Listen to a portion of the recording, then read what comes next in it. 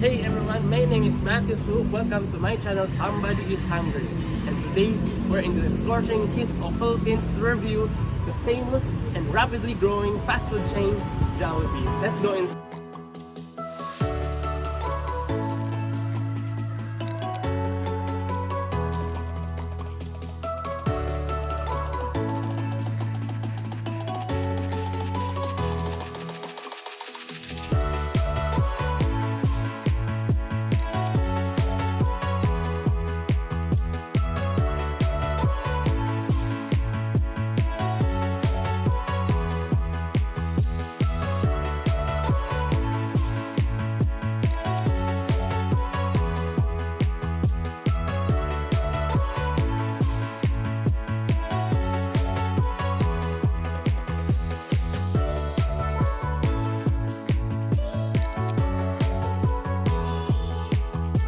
Hi guys, so we're now inside the mall and we're going to step inside Jollibee to see what Jollibee has to offer. So let's go inside.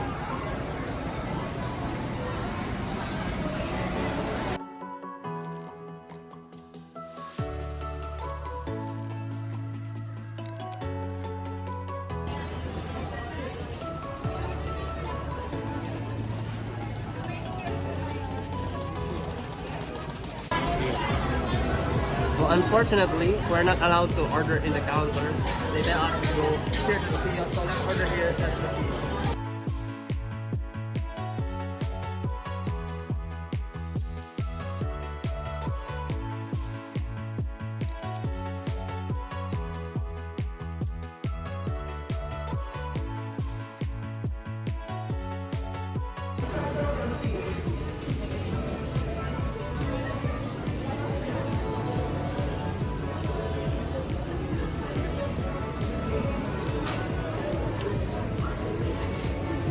As you can see here, this place is pretty packed with a lot of people. Show the people.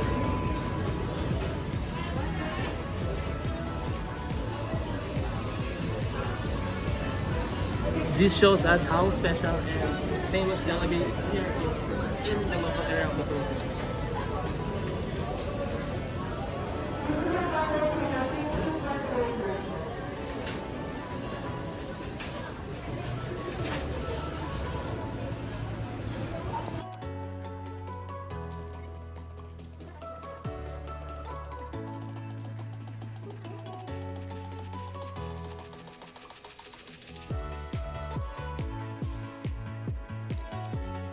Hey everyone, so the food is already here. So now it's lunchtime and this place is packed of people. That shows that Jollibee is really one of the favorite fast food chain of most Filipinos in this country. So bring the camera here. First we're gonna try Jollibee, the famous Jollibee Chickenjoy. Let's give it a try.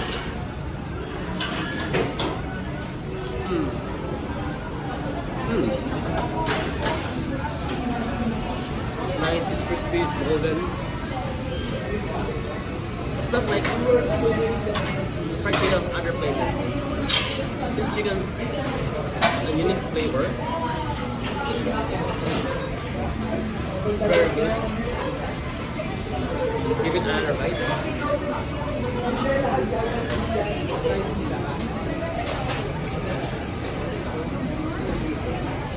I don't know what spice they put it in here, but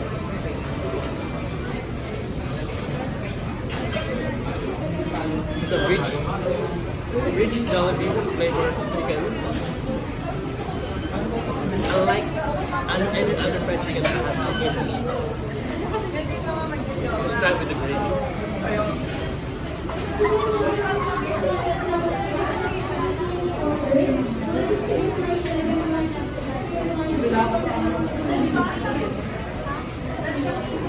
Gravy adds more texture and moisture than the chicken. Very nice. And I think it's best to pair it with rice because it's a little bit salty for me.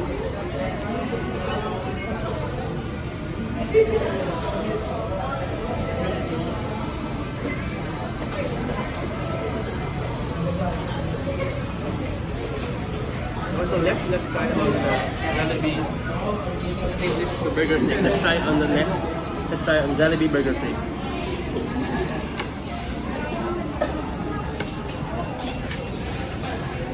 So again, it has Jollibee burger steak. Also comes with rice.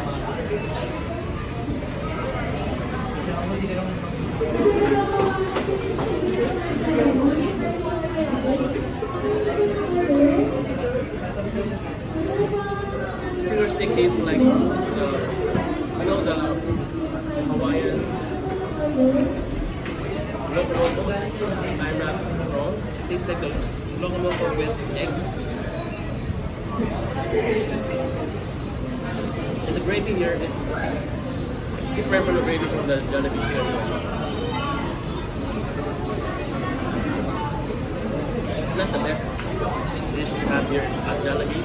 Of course, the best is still to have the Chickenjoy. That tastes alright. Next, let's try on Jollibee spaghetti. Jollibee spaghetti is said to be sweet, and a little bit spicy.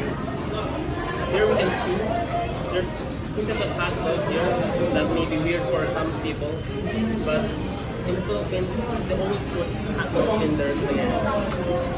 So let's give it a mix and let's give it a try.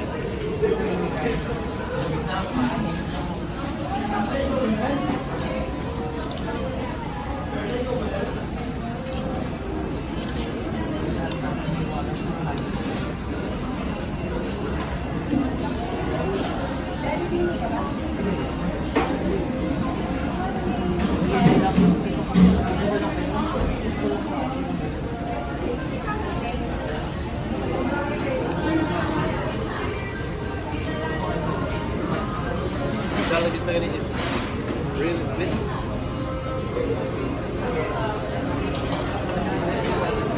And their hot dog. Their hot dog tastes weird for me, but it is alright. Maybe a sweeter side. I think it is more suitable for children or for kids, but it's alright for me. Not the best spaghetti that I've ever had. I remember eating this spaghetti when I was a kid, but I think you can grow into the taste when you're growing older.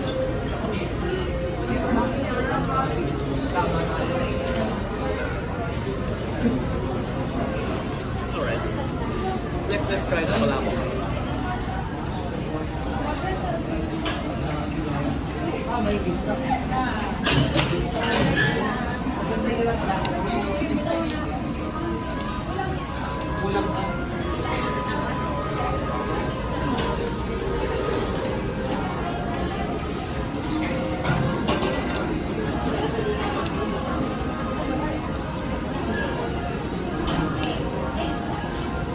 Let's squeeze some calamansi into that.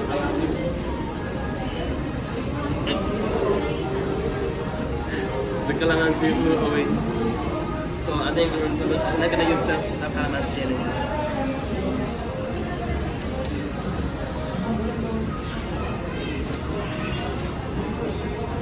Let's give it a try.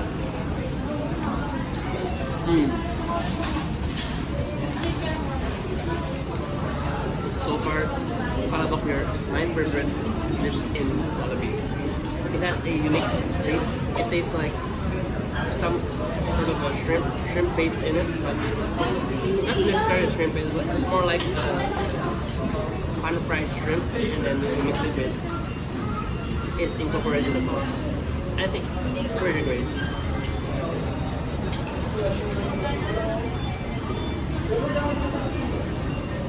Highly recommend the palabok here and the Jollibee Chickenjoy for the spaghetti and burgers and the burger steak.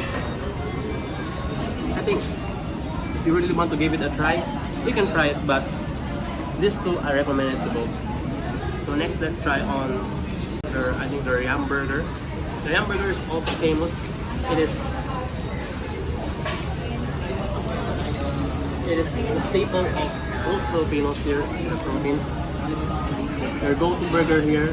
It's not McDonald's Big Mac or the Quarter Pounder, they like their Yum Burger the most. Let's give it a try.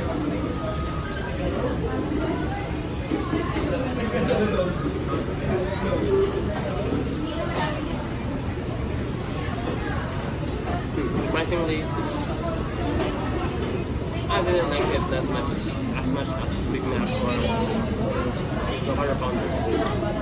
You can see inside there's they put like kind of dressing in the Yum Burger rather than ketchup or mayonnaise. It's a pink dressing. I think this is that Thousand Island dressing. Yeah, it's Thousand Island dressing. It tastes like Thousand Island dressing. It's alright, but there's also a unique taste. Like,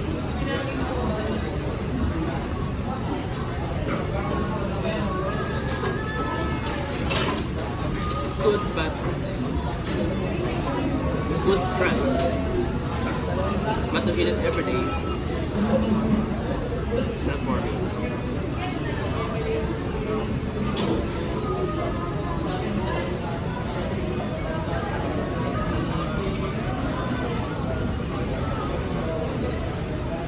Let's now try the peach mango pie of Jollibee.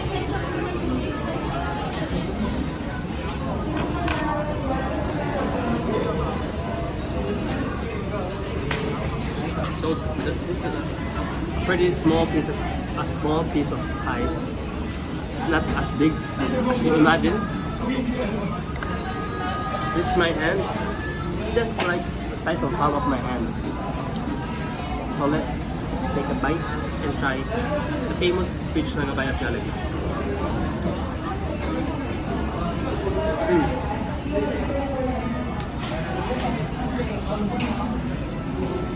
So this is so far. It tastes very great. There's a peach flavored filling inside. I don't. Oh yeah, there's some taste of mango. It's like a canned mango or canned fish, and you mix it together, and you get this flavor. The outer crust is like the crust of Donald's apple pie, almost similar to that, but the filling is pretty great.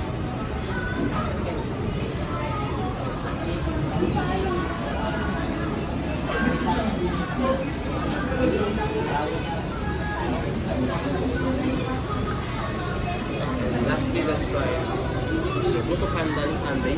Buko Pandan is a pretty famous dessert here in the Philippines. And it's actually my first time trying Buko Pandan.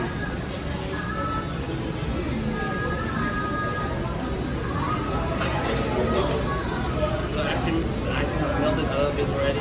Let's try it.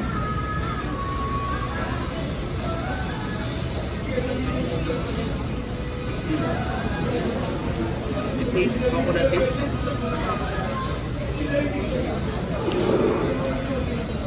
And it has pandan flavor. Pandan flavor tastes like, I don't know how to describe the pandan flavor, but it's fragrant, like banana leaf. Banana leaf adds smell and flavor to the dish. Pandan is almost like that. It has a unique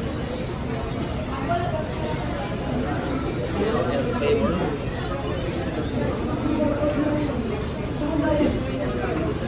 It's like a mix of coconut milk and banana leaf. If that's the best destination for pandan, it's also pretty good. So there you go, guys. We finished all the food. I forgot to show you the bill for all this.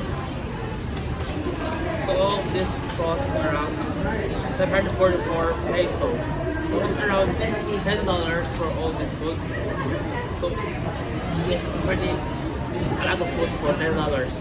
compared to other places that you will find in other places. Don't forget to hit the like button below and subscribe to my new channel. This is actually my first time vlogging food. I hope you'll like it, and we'll upload more videos, more to come. There will be more videos to come in the following, don't know, weeks or months. Let's